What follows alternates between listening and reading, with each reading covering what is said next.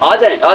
قرآن پہ ہاتھ رکھ کے کہہ دیں کہ میں نے لے لیا، آ جائیں، میں نے آپ کے سامنے کہہ رہا ہوں، آ جائیں میرے ساتھ چلیں۔ وہ آپ کو جھوٹ بول رہے ہیں، وہ یہ کہہ رہے ہیں میں ریگنگ میں نہیں ہوں، اپنی ذات کی حد تک، یعنی ریگنگ میں نے کرائی ہے، ریگنگ خود نہیں کی ہے۔ آپ اس کو کہو تو جیتا ہے مجھے بتائیں فارم 45 کے مطابق یا ہارا ہے،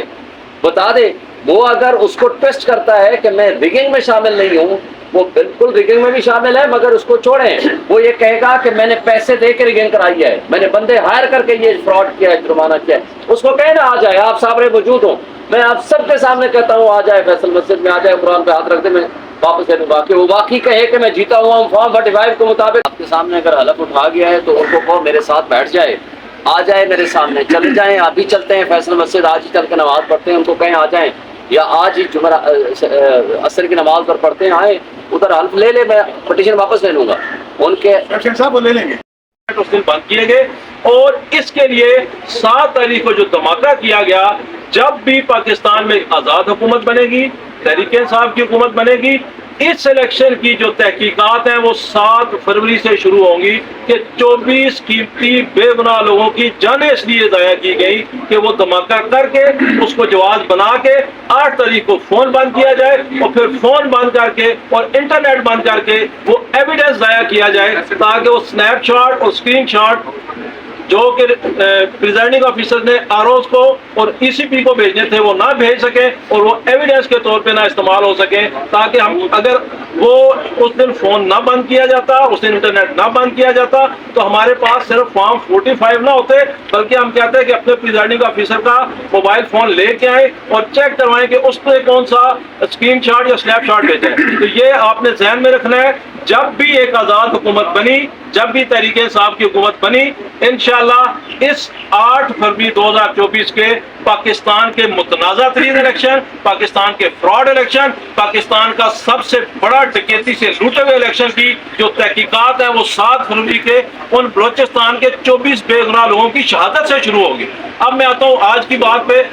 آپ کو شیخ شہین صاحب نے بتا دیا ہے، سوائے رونے دھونے کے ان کے پاس کچھ بھی نہیں تھا اندر۔ آپ کے کچھ میڈیا کے بھائی بھی وہاں پہ موجود تھے، آج انہوں نے بالکل آخر میں آ کے یہ کہہ دیا جی کہ ہم تو جج صاحب پہ جانبدار ہونے کا الزام ہی نہیں لگا رہے، اور جو انہوں نے پرے لی ہے وہ لی یہ ہے کہ چونکہ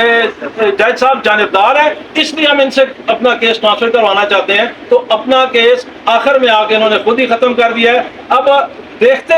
یہ ہے کہ کیا الیکشن کمیشن ہمارے ساتھ انصاف کرے گا یا ہمیشہ کی طرح انصاف کا قتل عام کرے گا۔ اگرچہ ہمیں امید تو کوئی نہیں ہے، لیکن ہمارے پاس کوئی اور آپشن نہیں ہے۔ ہم نے جب ادھر ہمیں بلایا جاتا ہے تو ہم نے ادھر ہی آنا ہوتا ہے۔ ہم ہائی کورٹ میں بھی گئے ہیں، ہائی کورٹ بھی آج ہماری ہیئرنگ تھی، ارجنٹ کیس لگا ہوا تھا، ہمارے وہاں پہ آرگومنٹ کمپلیٹ ہو چکے تھے، ابھی تک ڈیسیژن نہیں آیا، ہمیں نہیں پتا وہاں کیا ڈیسیژن ہوا ہے، لیکن ہم نے وہاں بھی یہی کہا ہے کہ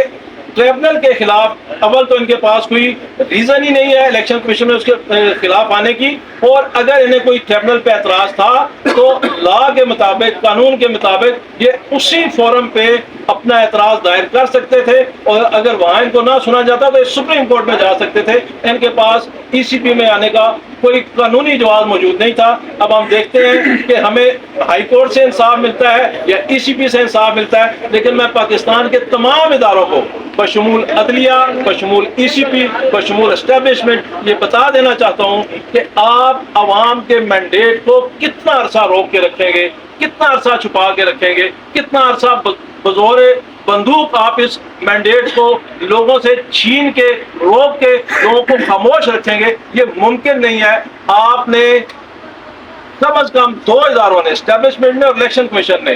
دن دہاڑے اسلام آباد کی عوام کے 3 حلقوں کا مینڈیٹ لوٹا ہے، پورے پاکستان کی عوام کا مینڈیٹ لوٹا ہے۔ آپ کو اس کا جواب آخر ایک دن دینا پڑے گا۔ شعیب شاہین صاحب یہ بتائیے گا کہ کل کے سماعت اور اس کے آرگومنٹ دیکھیں، ان کی 2 چیزیں تھیں، سب سے پہلے یہ کہ جج متاثر ہے، ہمیں انصاف کی توقع نہیں، دوسرا یہ کہ اگر آپ چاہیں تو اس کیس کو کسی اور صوبے میں منتقل کر سکتے ہیں، اور اگر الیکشن کمیشن ایسا کرتا ہے تو آپ کے پاس آپشن کیا ہے؟ لیکن پہلی بات تو ہے کہ ہمیں امید ہے کہ یہ نہیں کریں گے، اگر کیا تو ہم اس کو ہائی کورٹ میں چیلنج کریں گے، جس طرح آج ہائی کورٹ میں ریٹ پٹیشن فائل کی ہے۔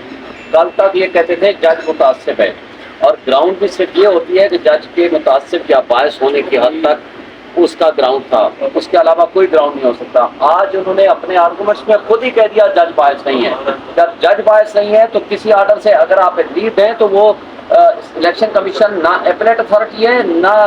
ریوینل اتھارٹی ہے کہ آپ اس کے پاس پھر آئے کس لیے ہیں۔ یہاں تو آپ کا آنا ہی نہیں بنتا ہے، اس لیے ان کا میرا خیال ہے کیس ڈسمس ہونا چاہیے۔ باقی اگر الیکشن کمیشن نے انصاف کیا نہ کیا تو بہت ساری غیر قانونی آرڈر اور بھی موجود ہیں کہ یہ بھی آپ چیلنج کرتے ہیں۔ شعیب شند صاحب، آپ نے دعویٰ کیا تھا کہ اگر کوئی بندہ آپ کا اپوننٹ جو ہے طارق فضل چودھری وہ مسجد میں آ جائے اور فارم 45-47 جو ہے وہ دکھا دے تو وہ بیٹھ جائے گا، لیکن کل پرسوں انہوں نے ادھر آ کے حلفاً کہا ہے کہ میں نے ریگنگ نہیں کی اور میں حقیقی طور پہ جیتا ہوں، وہ حلف اٹھا گیا اس والے سے۔